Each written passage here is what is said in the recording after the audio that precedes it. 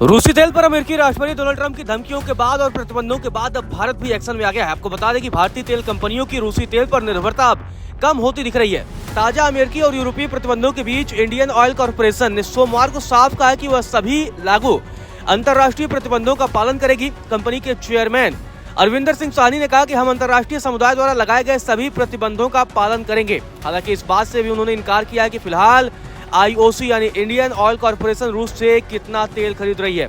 आपको बता दें कि ये बड़ा फैसला है क्योंकि निश्चित तौर पर अमेरिकी राष्ट्रपति डोनाल्ड ट्रंप लगातार रूसी तेल को लेकर भारत पर भी टैरिफ लगा चुके हैं और धमकी दे रहे हैं। पिछले दिनों उन्होंने रूस की 2 सबसे बड़ी कंपनियों को प्रतिबंधित कर दिया था। उन्हीं 2 तेल कंपनियों से भारत सबसे ज्यादा तेल आयात करता था, आपको बता दें। लेकिन अब इंडियन ऑयल कॉर्पोरेशन की तरफ से ये बयान सामने आया है और उसके बाद उन्होंने कहा है कि अब हम रूसी तेल नहीं खरीदेंगे। आपको बता दें कि अप्रैल से सितंबर 2025 के बीच आईओसी के कुल कच्चे तेल आयात में 21% हिस्सा रूसी तेल का था, लेकिन अमेरिकी पाबंदियों के बाद अब स्थिति बदल रही है। इंडियन ऑयल कॉर्पोरेशन की सहायक company Chennai petroleum corporation limited ने भी इसी महीने अपने रूसी तेल आयात को आधा कर दिया है।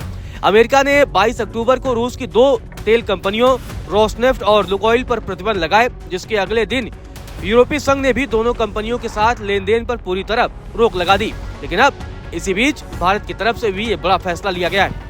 रिलायंस इंडस्ट्री, आपको बता दें, जो रूस से सबसे ज्यादा तेल आयात करती है, उसने पहले ही कहा है कि वह पश्चिमी देशों के सभी प्रतिबंधों का पालन करेगी।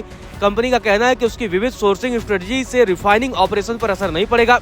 दूसरी ओर रोसनेफ्ट समर्थित नायरा एनर्जी, जो पूरी तरीके से रूसी तेल पर ही निर्भर है, उसके पास अब सीमित विकल्प ही बचे हैं। तो मतलब ये बड़ा झटका देखा जा रहा है। आपको बता दें कि विशेषज्ञों की तरफ से अनुमान लगाया गया है कि भारत का रूसी तेल आयात अब 1.6 से 1.8 मिलियन बैरल प्रति दिन के बीच रह सकता है, जबकि रोसनेफ्ट और लुकोइल से आने वाली सप्लाई और घटेगी। भारतीय रिफाइनर अब कोलंबिया, कनाडा और मिडिल ईस्ट से तेल आयात बढ़ा रहे हैं।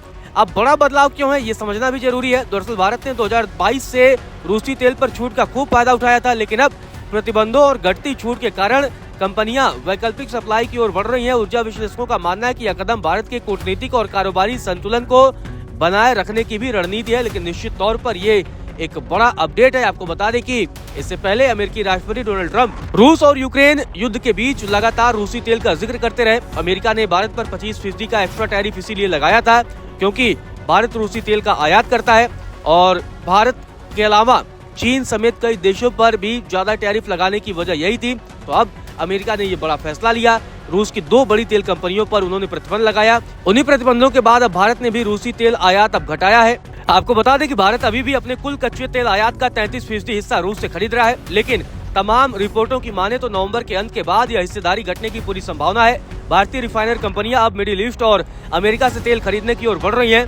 इसने कई तरह के सवाल भी खड़े कर दिए हैं। सबसे बड़ा सवाल तो यही है कि अगर भारत ने रूस से तेल खरीद घटा दी या बिल्कुल बंद कर दी तो इसका असर क्या पड़ेगा।